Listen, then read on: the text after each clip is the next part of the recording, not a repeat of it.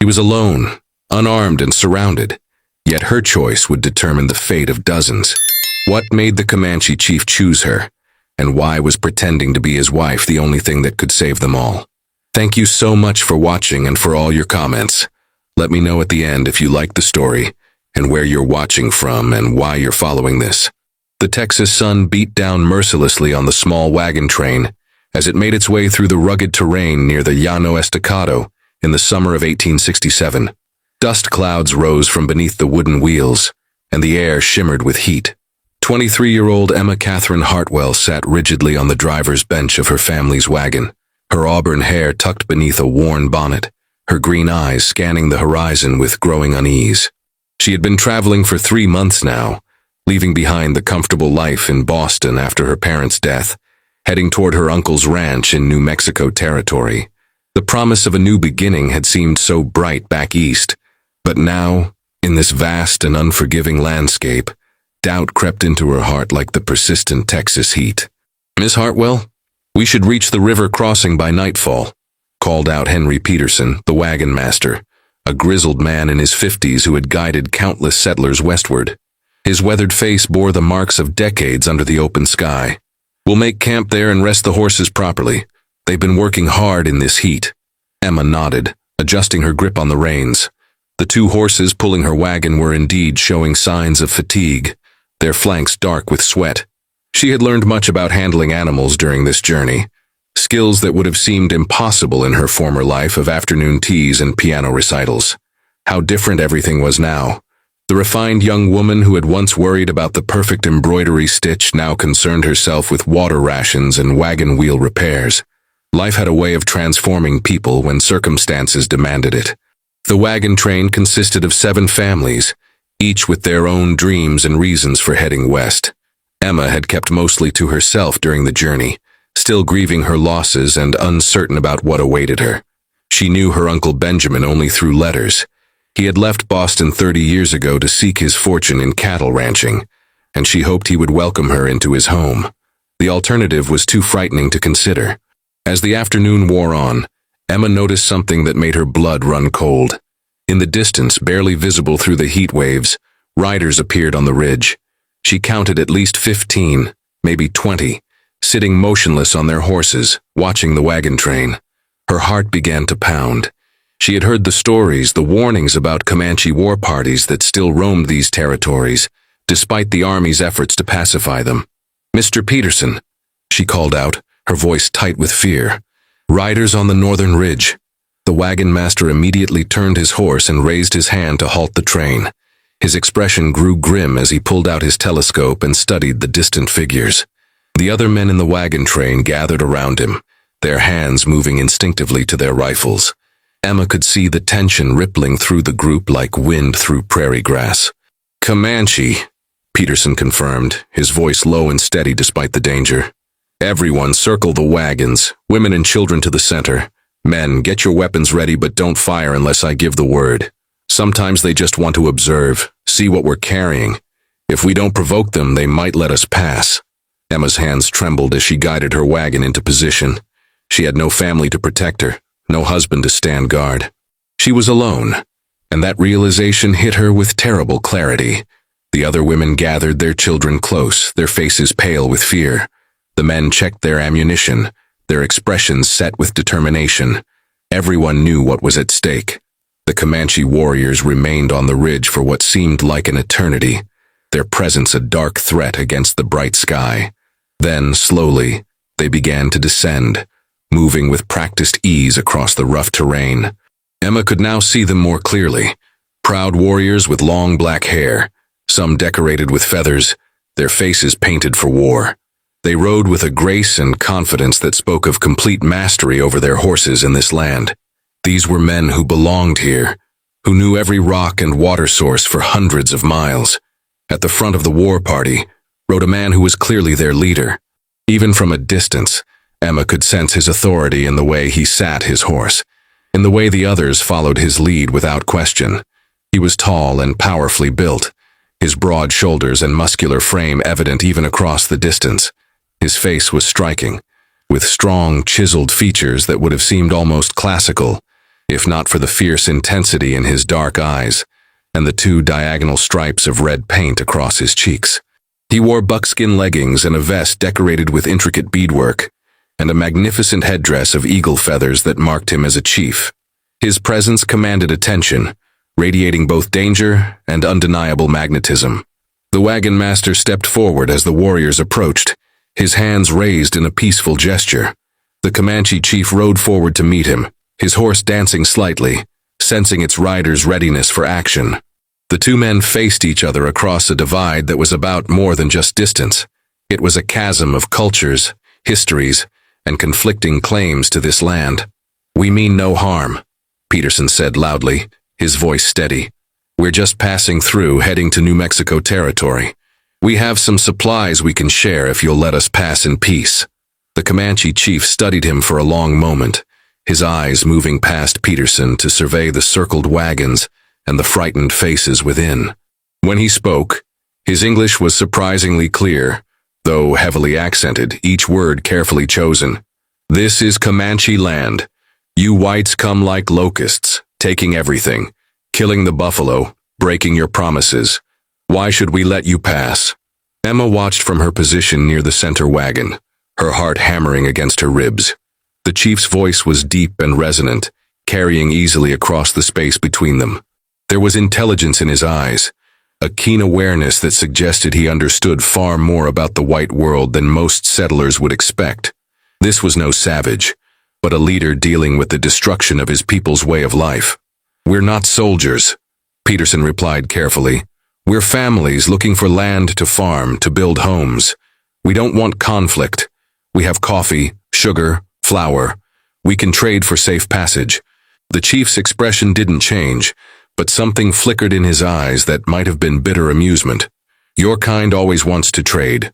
Trade our land for trinkets. Trade our hunting grounds for promises written on paper that blow away like dust. We are tired of trading." The tension stretched taut as a bowstring. Emma could see the warriors behind the chief shifting on their horses, their hands near their weapons. One wrong word, one sudden movement, and this could turn into a massacre.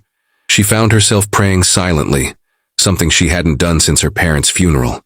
"Please, God, let us live through this day." Then the chief's gaze swept across the wagon train again, and this time it stopped, fixed on something with sudden intensity. Emma's stomach dropped as she realized he was looking directly at her. Even across the distance, she could feel the weight of his stare, assessing, calculating. Heat that had nothing to do with the Texas sun flooded her cheeks. The chief spoke again, this time to Peterson, but with his eyes still on Emma. "That woman there, with the red hair, she has no man." Peterson hesitated, clearly thrown by the unexpected question. "Miss Hartwell is traveling alone to meet her uncle.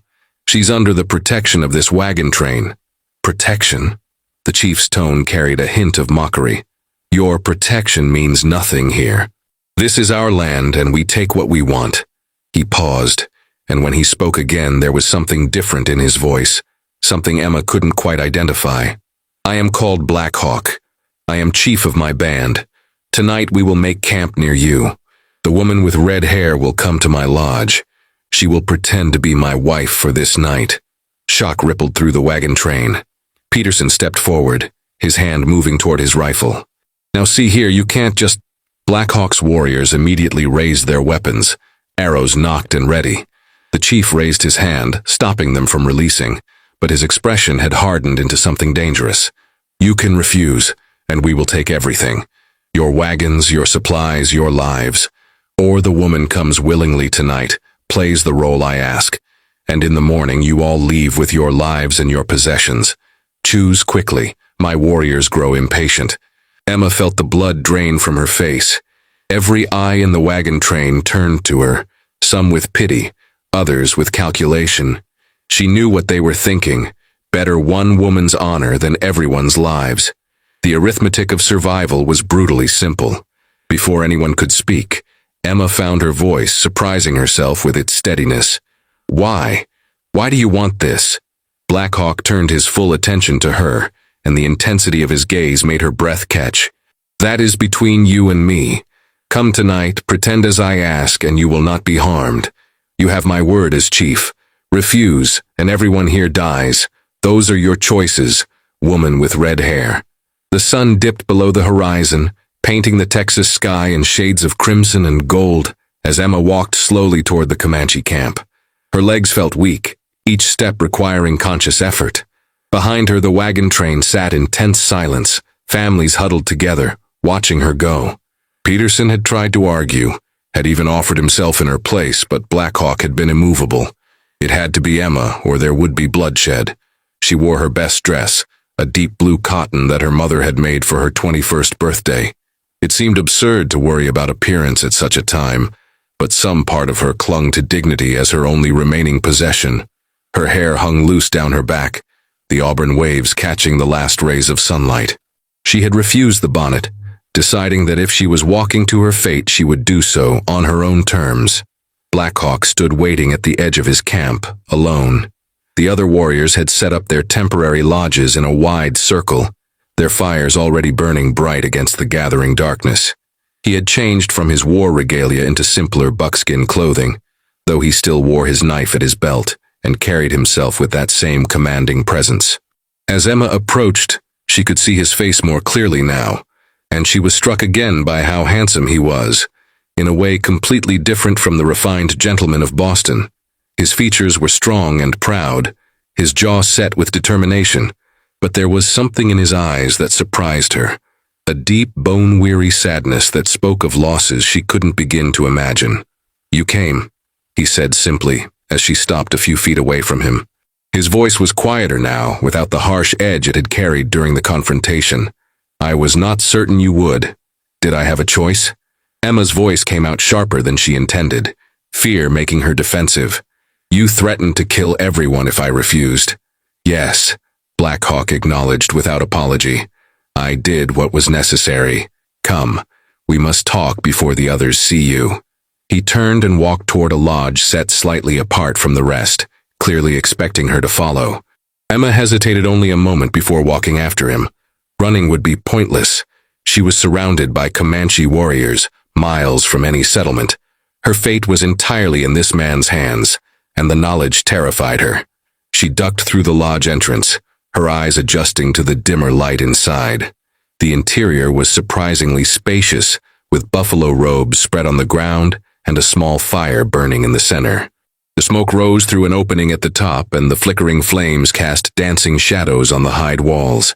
Black Hawk gestured for her to sit, then settled himself across the fire from her. For a long moment he simply studied her, his dark eyes unreadable. Emma forced herself to meet his gaze, refusing to look away despite her racing heart. Whatever was going to happen, she would face it with courage. She had not survived the loss of her parents and 3 months of hardship on the trail, only to crumble now. "You are afraid," he observed, his tone matter-of-fact, "but you hide it well. That is good. What I ask of you requires strength." "What exactly are you asking of me?" Emma demanded, her voice steadier than she felt. "You said pretend to be your wife. What does that mean? What do you want from me?" Black Hawk was silent for several heartbeats, and when he spoke, his words surprised her completely. 3 days ago, a rival band led by a chief called Running Wolf challenged my leadership. He claims I am weak because I have no wife, no sons to carry on my name. He says the spirits have turned against me because I remain alone. Tomorrow morning, he and his warriors will arrive here to witness what they believe will be my humiliation. If they find me still without a wife, many of my warriors will leave to follow Running Wolf. My band will be broken, scattered. Those who remain loyal to me will likely be killed in the fighting that will follow. Emma stared at him, trying to process this unexpected explanation. "So you need me to pretend to be your wife to fool this Running Wolf? To make him think you're not alone?" "Yes," Black Hawk confirmed. "Running Wolf knows I had no wife yesterday. If you are here tomorrow, wearing the clothes of a Comanche wife, sitting beside me as my woman, he will be forced to admit he was wrong. He will lose face before his warriors. The challenge to my leadership will end without bloodshed. My people will remain together, remain strong." "And after tomorrow, after he leaves?" Emma asked, her mind racing with questions and implications. You return to your wagon train and continue your journey. Black Hawk said simply, I give you my word. One night of pretending nothing more. You will not be touched, will not be harmed. In the morning, when Running Wolf has seen you and departed, you walk back to your people with gifts for your trouble. Emma studied his face, searching for deception, but found only grim honesty. Why should I believe you? How do I know this isn't a trick? Black Hawk's expression hardened. I am Comanche chief. My word is my honor. If I say you will not be harmed, you will not be harmed. But I understand your fear. Your people and my people have much history of broken promises. So I tell you this. My wife died 2 winters ago in a raid by Texan Rangers. They killed her and our infant daughter while I was away hunting. Since that day, I have had no heart for taking another wife even though my people say I must. The wound is still too fresh, too deep. I ask you to pretend because I am not ready for the truth of it. But my people need me to appear strong. The raw pain in his voice was unmistakable, and Emma felt something shift inside her chest. This fearsome warrior chief was also a man carrying unbearable grief, trying to hold his people together despite his personal anguish. She understood loss, understood the weight of responsibility when everything seemed to be falling apart. Against all logic, against all the warnings that screamed in her mind, she felt a flicker of sympathy for him. What happened to them? She asked softly. Your wife and daughter? Black Hawk's jaw tightened, and for a moment she thought he wouldn't answer. When he finally spoke, his voice was rough with suppressed emotion. Her name was Mourning Dove. She was kind, gentle, always singing while she worked. Our daughter, Little Star, had just begun to walk. The Texan Rangers came to our winter camp claiming we had stolen cattle. We had not. They wanted revenge for some attack by another band, but they did not care which Comanche they punished. I returned to find the lodges burning, bodies everywhere. I found them together. Mourning Dove had died trying to shield our child. Emma felt tears sting her eyes. I'm so sorry, she whispered, and meant it with all her heart. My parents died 6 months ago in a fire. I know what it feels like to lose everything, to be alone in a world that suddenly makes no sense. Their eyes met across the fire, and in that moment something passed between them, a recognition of shared pain, of mutual understanding that transcended the vast differences in their worlds. Black Hawk nodded slowly, acknowledging her loss, and some of the hardness in his expression softened. You understand, then, he said quietly, why I cannot simply take another wife as my people demand. It feels like betrayal of Mourning Dove's memory. But I also cannot let Running Wolf destroy what she died defending. Our band, our people, our way of life. So you need me to help you buy time, Emma said, beginning to truly understand the situation. To maintain your position until you're ready to actually move forward. Yes, Black Hawk confirmed. Will you help me? Will you pretend for one night so that many do not have to die tomorrow?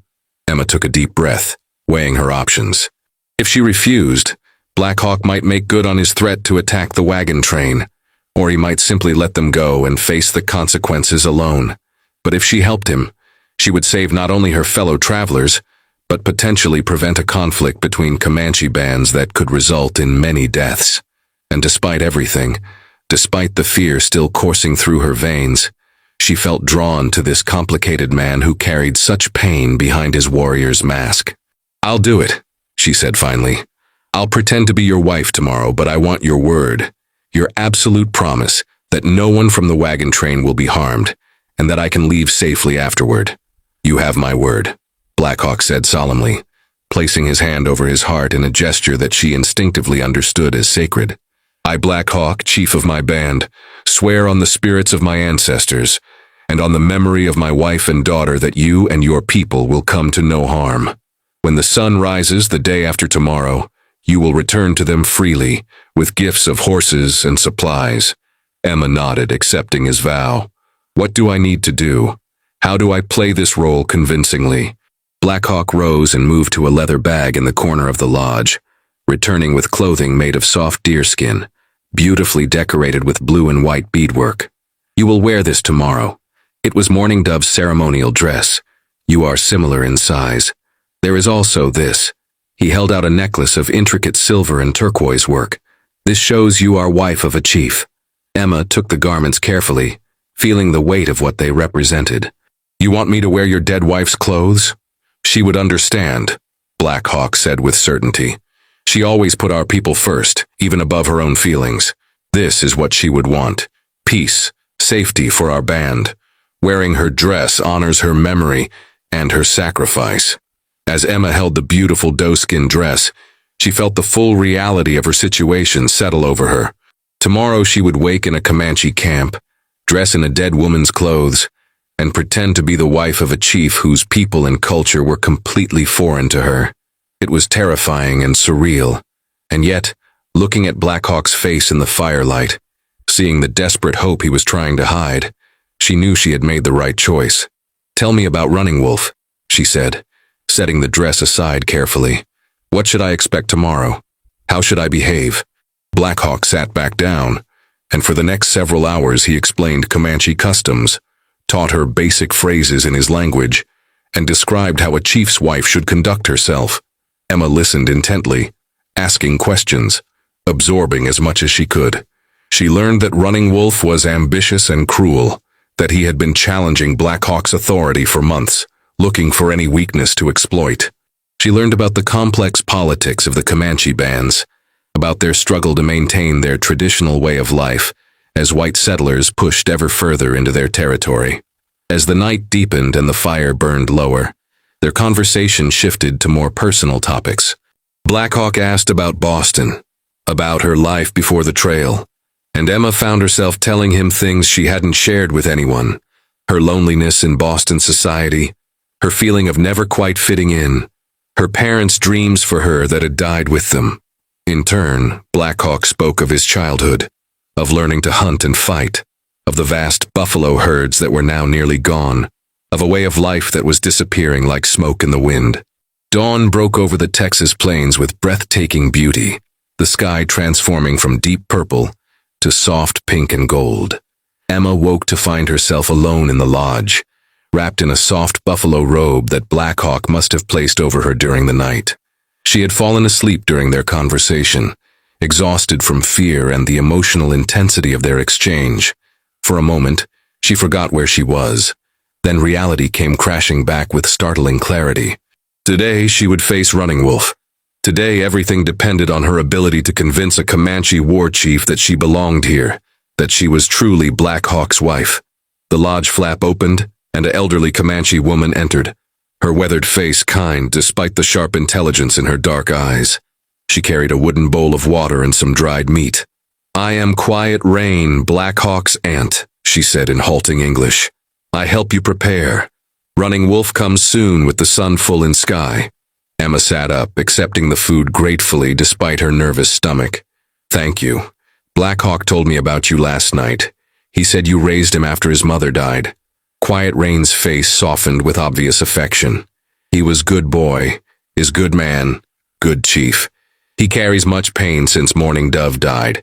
You help him today, you do great thing for our people."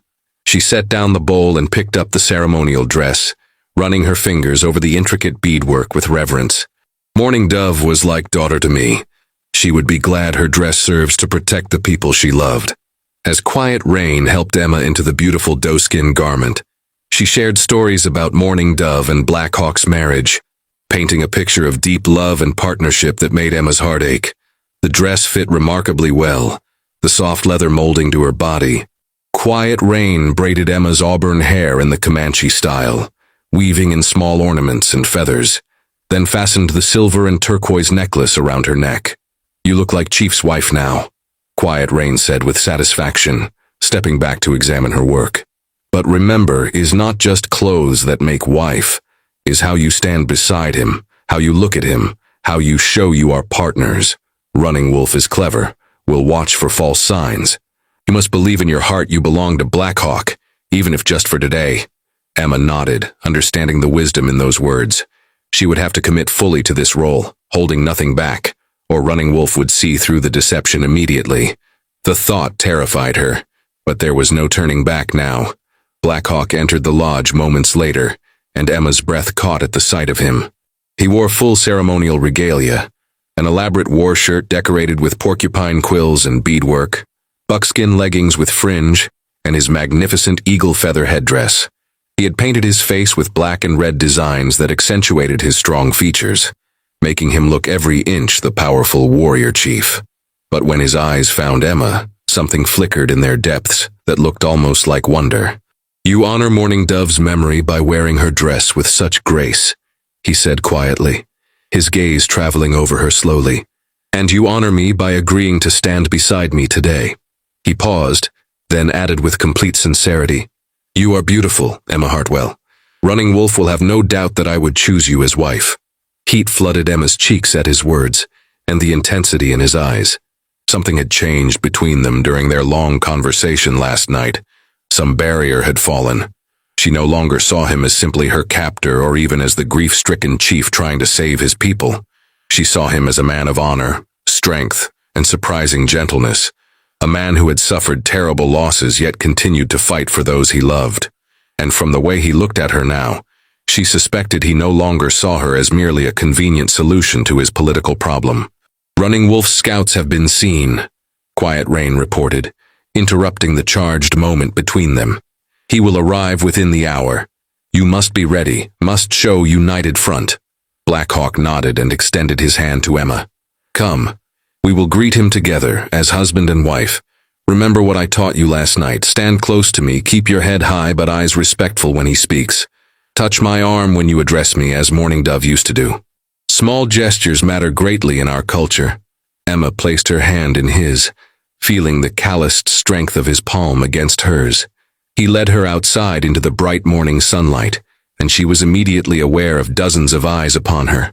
The entire Comanche camp had gathered, warriors and women and children all staring at the white woman in their midst. Some faces showed curiosity, others suspicion, but none showed outright hostility. Blackhawk's word clearly carried absolute authority here. They took their position at the center of the camp, standing side by side, and waited. Emma could feel the tension radiating from Blackhawk despite his outwardly calm demeanor. Everything depended on the next few hours.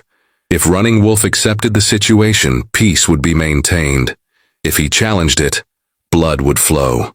The sound of approaching horses drew everyone's attention to the eastern ridge. Running Wolf and his warriors appeared, perhaps 30 strong, riding in formation that was clearly meant to intimidate. Running Wolf himself rode at the front, and Emma's stomach tightened at the sight of him. He was younger than Blackhawk, perhaps 30, with a cruel handsomeness marred by a wicked scar that ran from his left temple to his jaw. His eyes were hard and calculating, the eyes of a man who enjoyed wielding power over others. The rival band rode into the camp with deliberate arrogance, their horses prancing and snorting. Running Wolf's gaze swept across the gathered people before settling on Blackhawk, and then, with obvious surprise and displeasure, on Emma. His expression darkened, but he controlled it quickly, schooling his features into careful neutrality. "Blackhawk," Running Wolf called out in Comanche, his voice carrying across the camp. Blackhawk had taught Emma enough of the language last night that she could follow the basic meaning. "I come as promised to see the chief who has no wife, who the spirits have abandoned. But I see you have found a woman after all, a white woman." He spat the last words with contempt. Blackhawk stepped forward, his bearing radiating absolute confidence and authority. When he spoke, his voice was strong and unwavering. "Running Wolf, I welcome you to my camp. Yes, this is my wife, Emma. She came to me as a gift from the spirits, a sign that they have not abandoned me or our people. She is brave and strong, worthy to stand beside a chief." Running Wolf dismounted and walked closer, his warriors fanning out behind him. His eyes raked over Emma with undisguised skepticism, and something darker that made her skin crawl. A white woman as wife to a Comanche chief? This is not our way. How do we know this is not trickery? How do we know she is truly your wife and not some captive you dressed up to fool us? This was the crucial moment. Emma felt Blackhawk tense beside her, felt the weight of every eye in both camps upon them. She knew what she had to do, knew that hesitation would doom them all. Drawing on reserves of courage she didn't know she possessed, Emma stepped forward and placed her hand on Blackhawk's arm, in the gesture Quiet Rain had taught her. the intimate touch of a wife claiming her husband. "I am Emma, wife of Black Hawk," she said clearly in the Comanche phrases she had memorized, her voice ringing with conviction. Then, switching to English so both Running Wolf and her own people watching from the distant wagon train would understand, she continued, "I chose this man, chose this life because I saw in him the strength and honor that my heart recognized. Your customs may be different from mine, but love knows no boundaries of skin color or culture." She turned to Black Hawk and did something that was entirely her own decision, not part of any plan or instruction. She reached up and touched his face gently, looking into his eyes with complete openness and vulnerability. "This is my husband, the man I have pledged my life to. If you doubt it, you doubt my word and his honor." For a heartbeat, Black Hawk stood frozen, clearly shocked by her boldness. Then something powerful and unmistakable flared in his dark eyes, something that went far beyond their pretense. His hand came up to cover hers where it rested against his cheek, and he leaned into her touch with such natural intimacy that Emma's breath caught.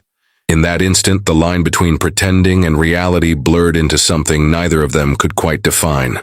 "My wife speaks truly," Black Hawk said, his voice rough with emotion he wasn't bothering to hide. "She has chosen to stand with me, and I have claimed her before our people and the spirits. She wears the dress of Mourning Dove with that blessed woman's approval, for even in death, Mourning Dove wanted our people to survive and thrive. Emma honors her memory and gives me reason to lead with strength again." Running Wolf's face contorted with rage and frustration. He had come expecting to find Black Hawk alone and vulnerable, ready to watch his rival's humiliation. Instead, he found a chief standing strong with a woman who, against all odds, seemed genuinely devoted to him. "This proves nothing," he snarled. "A few pretty words, some Comanche clothes. Anyone can play act for a day. Then what proof would satisfy you?" Black Hawk challenged, his voice sharp as a blade. "Name it, and it shall be provided. But know this, Running Wolf. Your challenge was that I had no wife, that the spirits had turned from me. I have a wife. She stands beside me willingly and proudly. Your challenge has failed. By our laws, you must acknowledge this or face me in single combat to settle the matter. Choose carefully." The camp fell absolutely silent. Every warrior, every woman, every child watched and waited. Emma could feel her heart pounding so hard she was certain everyone could hear it. Running Wolf looked between Black Hawk and Emma, his scarred face twisted with calculation. He was trapped and he knew it. If he challenged Black Hawk to combat now, he would look like a sore loser. And even if he won, many warriors would see it as dishonorable. But if he accepted the situation, he would lose face and influence. Finally, Running Wolf smiled, but it was a cold, dangerous expression that held no warmth. "Very well, Black Hawk. You have your white wife. But know this. Our people are dying, our hunting grounds shrinking every day because of her kind. One day you will have to choose between your Comanche blood and your white woman's people. When that day comes, we will see where your true loyalty lies." He turned to his warriors and mounted his horse with swift, angry movements. "We leave. There is nothing more to see here." The rival band wheeled their horses and rode out of the camp, dust rising in their wake. As soon as they disappeared over the ridge, a cheer went up from Black Hawk's people. Warriors whooped and fired rifles into the air in celebration. Quiet Rain rushed forward to embrace Emma, tears streaming down her weathered face. "You did it! You saved us all!" But Emma barely heard the celebration. Her eyes were locked with Black Hawk's, and she could see her own confusion and wonder reflected in his gaze. What had started as desperate pretense had transformed into something real and undeniable during those moments of confrontation. The way he had looked at her, the way she had touched him, the connection that had sparked between them, none of that had been acting. Black Hawk took her hand and led her away from the celebrating crowd, back toward his lodge.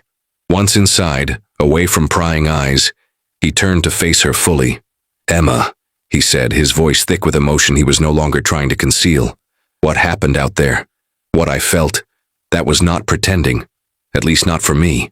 When you touched my face, when you defended me before Running Wolf, something in my heart that has been dead since Mourning Dove's death came back to life. I know this is impossible. I know you are meant to return to your wagon train, to continue to your uncle's ranch. I know our worlds are too different, but I must speak the truth. I do not want you to go." Emma's heart felt like it might burst from her chest. Every rational thought screamed that this was madness. She had known this man for barely a day. He was Comanche, she was white. Their peoples were at war. There was no future in this. And yet, looking into his eyes, feeling the magnetic pull between them, she knew her heart had already made its choice, regardless of logic or reason. "I don't want to go either," she whispered, the admission feeling like stepping off a cliff into unknown depths. "I know it's crazy. I know everyone will say it's impossible. But last night, talking with you, learning about your life and your pain, sharing mine, I felt more connected to you than I ever felt to anyone in Boston. And today, standing beside you, calling you my husband even if it was pretending, it felt right in a way nothing has felt right since my parents died." Black Hawk closed the distance between them, his large hands coming up to frame her face with surprising gentleness. "Then do not go. Stay with me. Be my wife in truth, not just in pretense. I cannot promise you an easy life. Our people face uncertain future. There will be hardship, danger, times when you will miss the comforts of your old world. But I can promise you this. I will honor you, protect you, cherish you as Morning Dove would have wanted me to cherish any woman brave enough to stand beside me. I will love you with everything I am." Tears spilled down Emma's cheeks as she reached up to cover his hands with her own. "Yes," she breathed, the word feeling like both an ending and a beginning. "Yes, I'll stay, I'll be your wife. I'll learn your ways, earn my place among your people. I choose you, Black Hawk. I choose this life." He kissed her then, a kiss that was gentle yet passionate, tentative yet sure, full of promise and hope and the beginning of real love. When they finally broke apart, both breathing hard, Black Hawk rested his forehead against hers. "You have given me something I thought lost forever, a reason to believe in tomorrow. I will spend my life ensuring you never regret this choice." The celebration outside continued as word spread that Emma had agreed to stay, to truly become Black Hawk's wife. Quiet Rain wept with joy, and immediately began making plans for a proper wedding ceremony according to Comanche tradition. The warriors who had been most skeptical of Black Hawk's white wife now approached to offer their respect and welcome, seeing in Emma's choice a validation of their chief's judgment and strength. Later that afternoon, Black Hawk rode with Emma to the wagon train to explain her decision. Peterson and the other settlers were stunned, some disapproving, others cautiously supportive. Emma wrote a letter to her Uncle Benjamin, explaining that she had found a different path than the one she had planned, and asked Peterson to deliver it. She took only a few personal belongings from her wagon, her mother's Bible, some photographs, her father's pocket watch, leaving the rest to be distributed among the families who needed supplies. As the wagon train prepared to depart the next morning, Emma stood beside Black Hawk watching them go. She felt no regret, only a strange sense of rightness, as if this was where she had been meant to end up all along. The girl who had left Boston 3 months ago searching for a new beginning had found something far more profound, a home, a purpose, and a love that transcended all the boundaries that should have kept them apart. Black Hawk squeezed her hand gently. "No doubts?" he asked quietly,